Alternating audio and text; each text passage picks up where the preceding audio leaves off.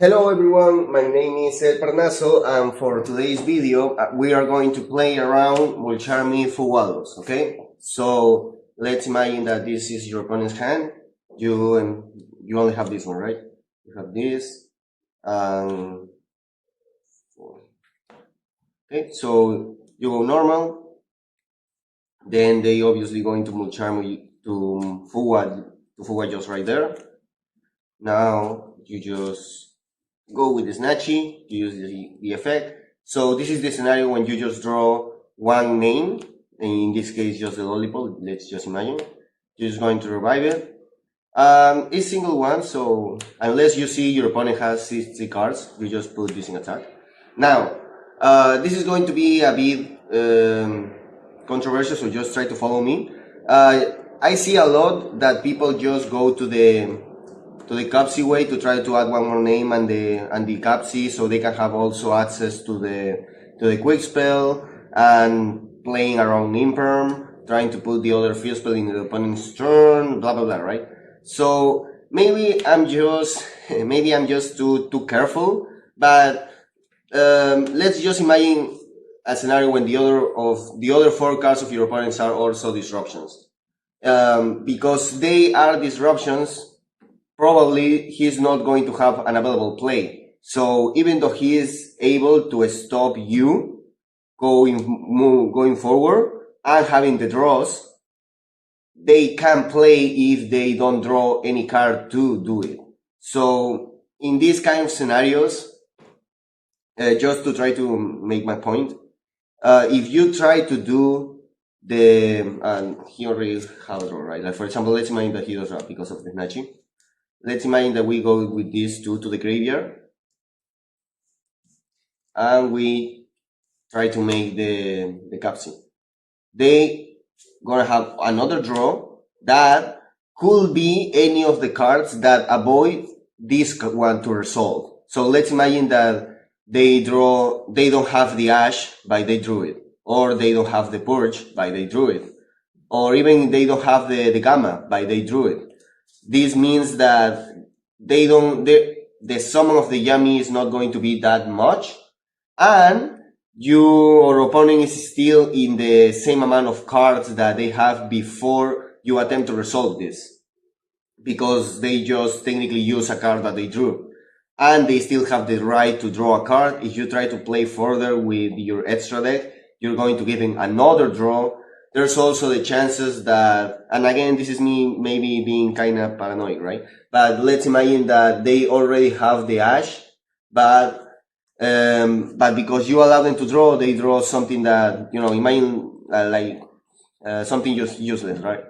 They draw anything that it could be a draw that in their turn will be their natural draw, and therefore they will have just M-phase directly because they don't have literally anything to do if you, for example, leave this.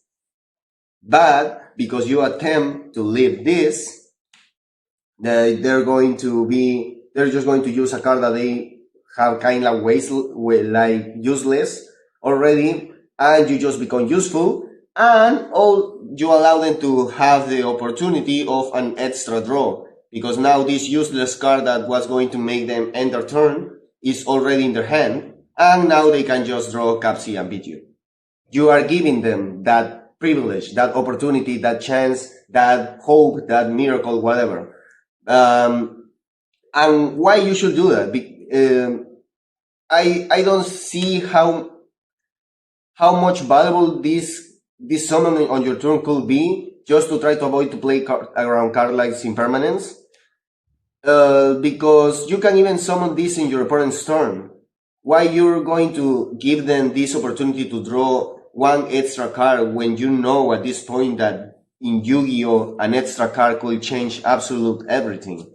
It's not like whatever you're going to summon, whatever you're going to achieve with this card being successful is going to be that much of a difference. Like, I know that you're gonna have an extra name. For example, you could have the cookie in the graveyard, you could have this that will add the surprise, but the extra card sometimes is just going to beat those scenarios, which I know is debatable, and I understand if, for example, for single one, you will risk the extra draw because of your opponent not maybe having the whole deck prepared against yours, right? Like there's a chance that, for example, the Ghost Bells are in their side deck.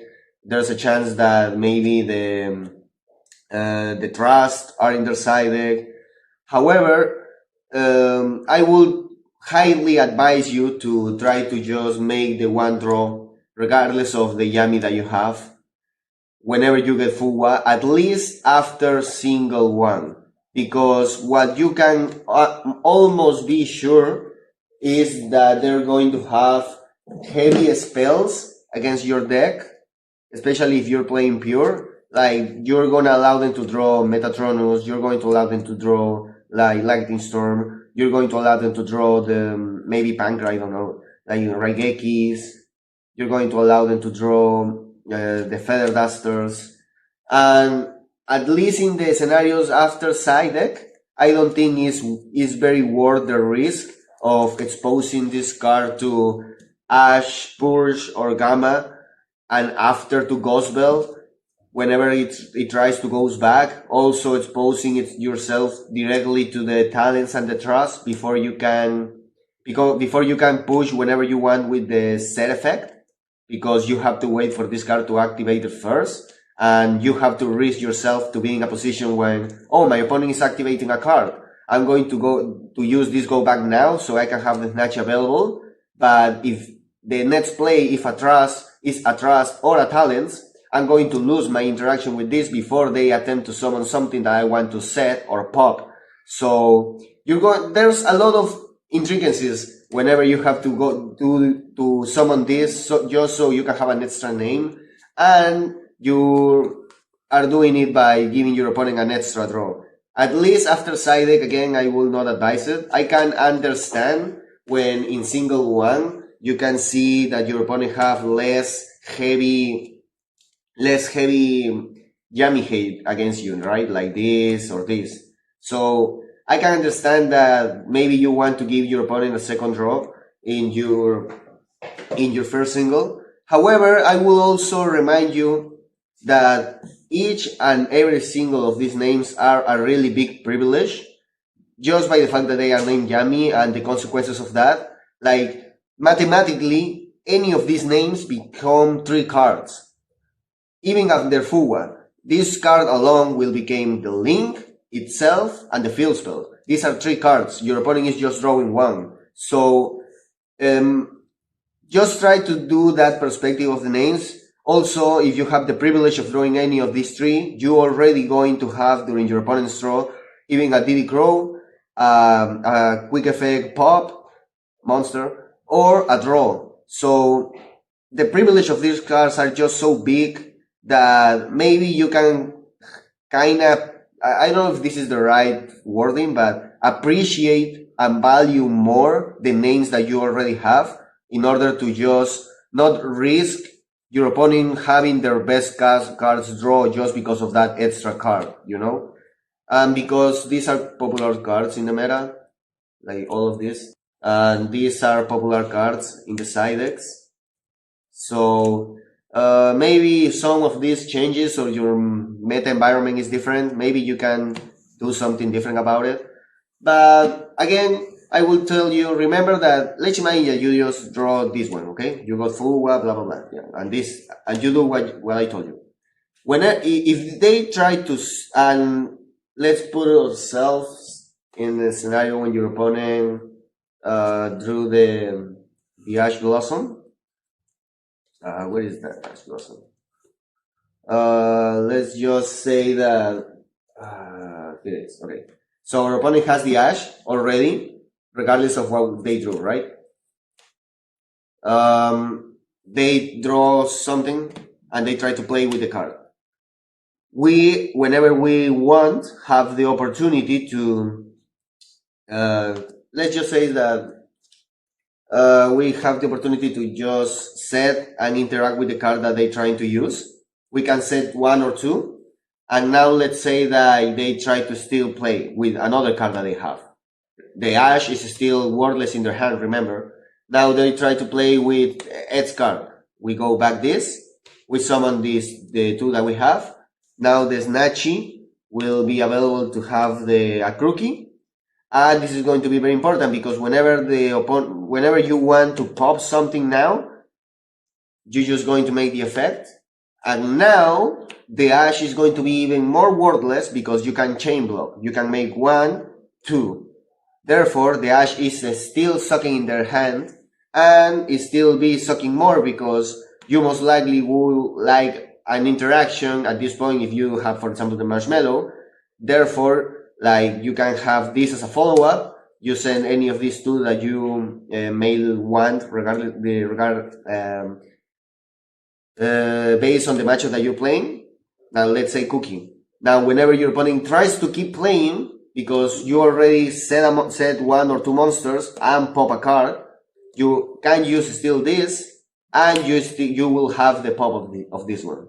So, just by giving them 1 draw, you're just not only lowering their chances of drawing outs against your engine and lowering their chances of them of drawing actual engine too, but you are protecting in the long term the yummy way that you're trying to summon under the Fuwa without giving the extra draw because you are not under Fuwa anymore, and without exposing yourself to Ash, without exposing yourself to Purge, without exposing yourself even to Gamma. So, because you are at that point when you are deciding to summon this one, because of the order of plays that I just showed you as a template example, you're going to have already the Akruki on the field. Therefore, you're going to be available to chain block. Therefore, you're still playing against these 2 cards, maybe this card even. And you are, remember, giving 1 less card to your opponent of this card. Yes, you're exposing yourself to your opponent making imperm in the standby to the Snatchy, but this is just 1 card combination exactly with this one. Maybe the Ogre, but it's not in the meta anymore. You're giving just 1 draw to your opponent, which again, I can't emphasize enough how important that is, and how these yummy cards are so special because of the privilege of allowing your engine still to flow actually everything, because as you can see, you're still going to be available to use this one in the opponent's store, even protecting it more because of the chain block. And you are still going to have the privilege of using one of the effects of either of the yummy names that you drew, because this is a big privilege. Remember that. Appreciate that, and maybe some of your plays are gonna change if you understand how much of an impact having each and every name is. Because obviously, if you draw just the 2 names in your own turn, you just or whatever list I have, I draw the two names. Like let's say I summon this, I get the Fuwa. I will just summon Snatchy, put this field spell, special summon the other one, and I will pass. So just maybe you can just start trying it, and maybe you can let me know if you felt the difference, or maybe tell me if it got worse for you, and you can let me know why in the comments, and then we can maybe make an update about it, because every environment is different when you play Yu-Gi-Oh, when you play football or any sports, right? So maybe this works in my environment, maybe it doesn't on yours. So just let me know if you start to do this at single 2 or 3 when you get Fuwa, and if it worked for you. Okay, remember that in the long term you're going to summon this regardless, and you're going to protect it because of the chain block. Okay, thank you very much. Okay, if you like it, please share and subscribe. I'm gonna upload videos each and every day. So yeah, see ya.